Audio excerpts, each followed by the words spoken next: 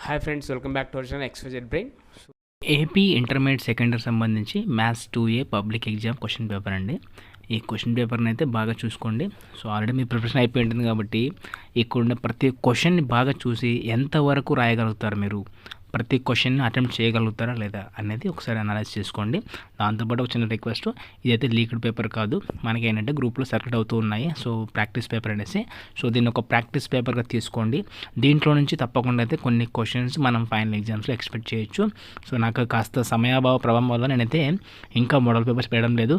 దాంతోపాటు ఒక చిన్న సజెషన్, మీకు మన ఛానల్లో ఇంటర్మీడియట్ సెకండ్ ఇయర్ సంబంధించి pre final, half yearly maths papers అన్నీ ఉన్నాయి. ఒకసారి మీరు వెళ్ళి చూసుకొని బాగా ప్రాక్టీస్ చేసుకోండి. డెఫినెట్గా అందులోంచి కూడా మీకు కొన్ని ఎగ్జామ్స్ వచ్చే అవకాశం అయితే ఉంటుంది. ఆల్రెడీ మీ దగ్గర ప్రీ ఫైనల్ ఎగ్జామ్స్ పేపర్స్ ఉంటే కనుక అవి మరీ చూసుకోండి. డెఫినెట్గా అందులోంచి రిపీట్ అవుతాయి. దీంట్లో ఉండే ప్రతి క్వశ్చన్ కూడా చాలా ఇంపార్టెంట్. మన ఛానల్ ఏంటంటే అన్ని ప్రీవియస్ పేపర్స్ అక్కడ మనకు లెక్చరర్ గ్రూప్లో నాకు ఏవైతే వస్తూ ఉంటాయి, సో అవి నాకు టైం చూసుకొని నేను మీకు పోస్ట్ చేస్తూ ఉంటాను. సో వీటిని జస్ట్ ఒక ప్రాక్టీస్ పేపర్ లాగా మాత్రమే తీసుకోండి. Don't think it is a leaked paper. మనకి ఎందుకంటే ఇంటర్మీడియట్ పేపర్లో 80% లీక్ అవ్వవు. మనం అలా బ్లైండ్గా నమ్మితే మళ్ళీ మోసం చేసుకున్నట్టే.